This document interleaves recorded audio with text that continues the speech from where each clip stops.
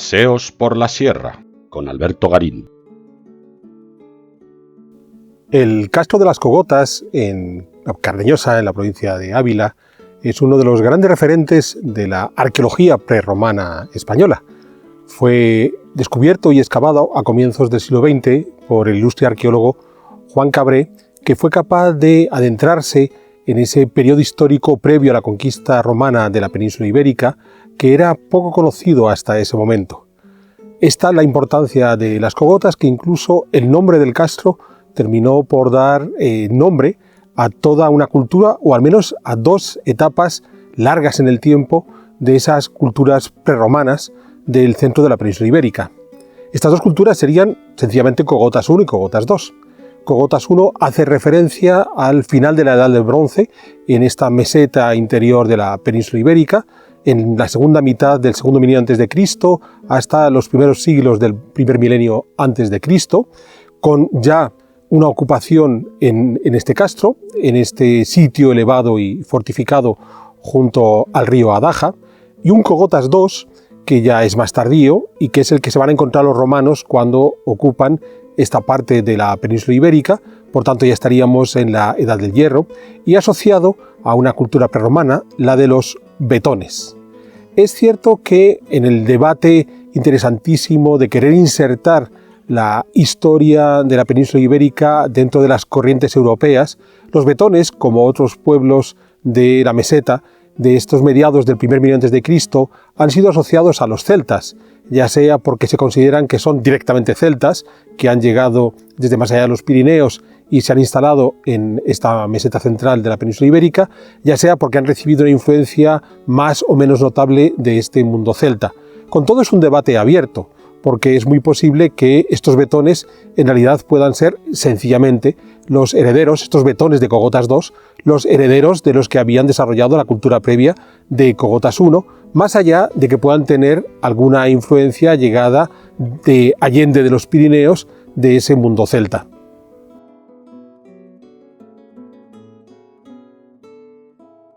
En realidad, ¿cómo definimos estas culturas, Cogotas I, Cogotas II, o por lo general las culturas, los horizontes culturales en arqueología? Básicamente a partir de la cerámica y a partir de algún rasgo dentro de esa cerámica que pueda ser especialmente significativo. En el caso de las culturas cogotas están asociados a un tipo de decoración, el boquique, que es la decoración llamada también de punto y raya, porque sobre la superficie de la cerámica se van haciendo de forma incisas una serie de punteados que en algunas ocasiones pueden tener una raya. Este tipo de decoración es cierto que resulta muy significativa, muy evidente. Cuando encontramos un pedazo de cerámica con esta decoración, inmediatamente sabemos que estamos ante esa técnica, pero tenemos una dificultad, y es que los arqueólogos ya saben hoy que el boquique es una técnica que se utiliza en la península ibérica desde el más remoto neolítico hasta bien entrada la antigüedad clásica, de modo que hacer un uso abusivo del boquique como sinónimo inmediato de cultura cogotas puede ser un tanto arriesgado. ¿Esto implica que lo que sabemos sobre cogotas hay que ponerlo en duda? Inevitablemente, cualquier hipótesis arqueológica hemos de ponerla en duda, porque es una hipótesis, es decir, es algo que todavía tiene que ser resuelto. Un elemento clave en esta cultura de las cogotas fue el aprovechamiento del territorio. Ya digo, más allá de las dudas que nos podamos plantear a partir del espacio geográfico ocupado por Cogotas I, Cogotas II, establecido a partir de determinadas cerámicas, sí que podemos apuntar esa ocupación amplia de la meseta, tanto al norte como al sur de la cordillera central, que nos están indicando unas prácticas que conocemos en el uso del ganado hasta finales de la Edad Media y la Edad Moderna, que es la búsqueda de diferentes pastos a lo largo del año, haciendo trashumar esos ganados. Es decir, tendríamos pastos de verano, pastos de invierno, por tanto, pastos en llanura, pastos en altura, y de ahí la importancia de estos pueblos prerromanos. Tenemos el caso de los betones, que van a ocupar territorios tanto al norte como al sur del sistema central, digamos en unos territorios que podíamos casi considerar de verticales si mirásemos el mapa de la península ibérica, pero que podemos comparar con las actitudes de otros pueblos prerromanos. Pensemos en los astures, que se extienden por igual al norte y al sur de la cordillera cantábrica, de nuevo buscando esa heterogeneidad en los pastos que asegure una alimentación correcta de sus ganados. Y podríamos seguir con otros grupos como los baceos, igualmente norte y sur del sistema central, porque lo que hacen es una práctica, una utilización del territorio que es la misma que nos vamos a encontrar en la Edad Media, cuando tenemos a la Mesta que está moviendo los rebaños de oveja del norte al sur del sistema central. Desde el punto de vista monumental, el castro de las Cogotas no se caracteriza por tener un patrimonio inmueble especialmente destacado, más allá de las murallas que contornean el sitio esencialmente por su lado oriental. Es más, uno de los elementos más identificativos de todo buen castro es la presencia de estas murallas, puesto que, como decíamos hace un instante, un castro es esencialmente un núcleo de población más o menos concentrada, situada en una elevación donde se fortifica. Este término de castro es un término que ya forma parte de la terminología propia de todos estos sitios elevados, esencialmente el sistema central hacia el mar Cantábrico, porque si nos estuviéramos refiriendo a este mismo tipo de sitios arqueológicos, pero en la parte sur de la península ibérica, parte centro-sur de la península ibérica, utilizaríamos otro topónimo que también es muy corriente en toda esta región centro-sur, que es el de mota o motilla, pero que en ambos casos están haciendo referencia al mismo tipo de población. Un núcleo ubicado en un punto elevado donde se fortifican. Las murallas, como digo, son el elemento monumental más significativo y al menos los arqueólogos han sido capaces de identificar dos puertas de acceso al castro, puertas que además tenían ese acceso en línea recta, no había una complejidad poliorcética excesiva, más allá de lo colosal que eran estas murallas, puesto que tenían un grosor notable que aseguraba la posibilidad de evitar ser derribados mediante el uso de minas y poder aprovechar la parte superior de las murallas a modo de camino de ronda o adarve. La presencia de las murallas, por supuesto, nos está hablando de la inestabilidad política que se vivía en este mundo de cogotas, esencialmente Cogotas II, que es la parte a la que podemos vincular estas murallas, puesto que si no solamente hemos buscado una cuestión estratégica que podía servir sencillamente para tener un control, digamos, económico del territorio, ver dónde están los pastos, las dehesas, los campos de cultivo, sino además nos amurallamos, es porque se encontraban en una situación de inestabilidad militar que les exigía ese amurallamiento. ¿Quiénes eran sus enemigos? No podemos tenerlo claro, pero es evidente que sintieron la necesidad de protegerse detrás de estas colosales murallas para garantizar su seguridad.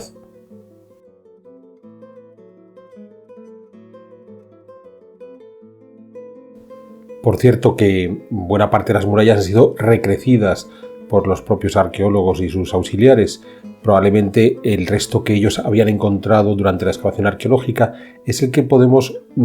entender si observamos en detalle los paramentos de esta muralla. Vamos a encontrar que entre los mampuestos de piedra hay pequeñas lajas de pizarra que posiblemente están indicando hasta dónde llegaba la muralla original o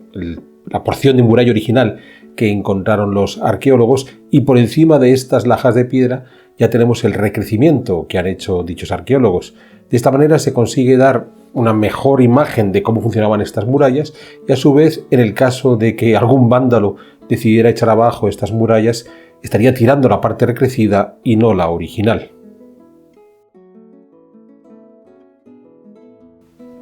Ya al interior del castro encontramos una serie de muros de contención que están aterrazando las pendientes de ese interior, muros que vienen a apoyarse en perpendicular contra la propia muralla, que de esa manera se convierte en uno de los límites de estas estancias. ¿Ante qué estamos? Quizás puedan ser corrales, puedan ser cuadras o incluso podrían ser viviendas o espacios de producción artesanal. En cualquier caso nos muestra los sistemas constructivos de este mundo betón, aprovechan la propia roca madre, por encima colocan estos muros de mampuesto que la mayor parte de las veces podrían tener algún tipo de cubierta vegetal para terminar de cerrar el conjunto. Como digo, las actividades no tenían por qué estar claramente sectorizadas, sino que podían ser aprovechados estos espacios según las necesidades de cada momento. Junto a estas viviendas no queremos dejar de señalar un pequeño pasto cercado que queda en la parte superior del castro, entre los dos puntos más elevados del mismo,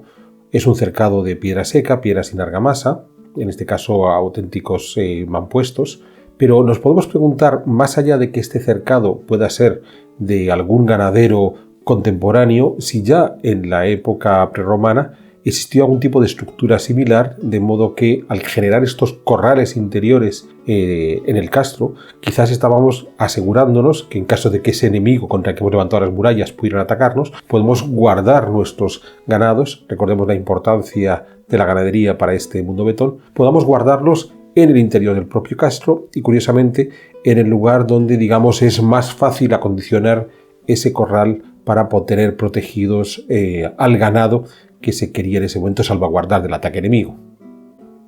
Por supuesto, a esa actividad ganadera trashumante que les obligaba a un control de un territorio muy amplio, estamos hablando de cientos de kilómetros, había un control del territorio inmediatamente en torno al castro que es fácil de comprender cuando nos alejamos y nos situamos en la localidad de Mingorría, a 3 kilómetros en línea recta hacia el este del castro de las Cogotas, donde además en la ermita de la Virgen del Pueblo aún se conserva un verraco de tradición betona. Desde aquí podemos observar en el horizonte ese altozano al final de una lengua de la sierra que vuelca sobre la Daja en el que se colocó el castro, y lo que vamos a tener desde esta ermita de Mingorría hasta el castro van a ser unas llanuras suaves donde era posible el cultivo agrícola, aprovechando incluso las aguas que vienen de una serie de arroyos, el Colerón, el Arroyo del Monte, que vienen de unas estribaciones de la Sierra de Ávila situadas al oeste y que desembocan en el río Adaja.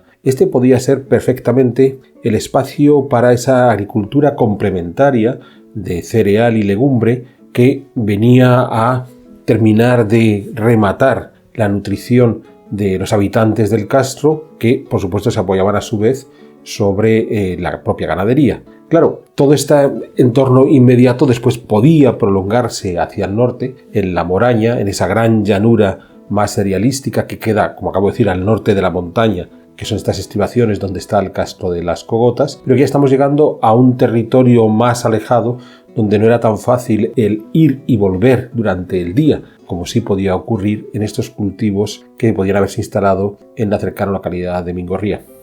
Ahora bien, lo más curioso es que este sitio de las Cogotas, el primero de estas culturas prerromanas excavadas por los arqueólogos, recordemos el trabajo de Cabré a comienzos del siglo XX, no es el yacimiento arqueológico vinculado a la cultura que dio nombre Cogotas más importante. No muy lejos de aquí se encuentra el castro de Ulaca, de mayores dimensiones, pero a partir de ahí hemos de buscar castros asociados tanto a Cogotas I como sobre todo a Cogotas II, desde el área de Salamanca hasta el fondo de Extremadura, y van a ser entidades mucho mayores. Sin embargo, como digo, es este, por ser el primero, el que va a bautizar a la cultura de todos estos otros sitios arqueológicos que pueden tener mayor entidad que este de las Cogotas.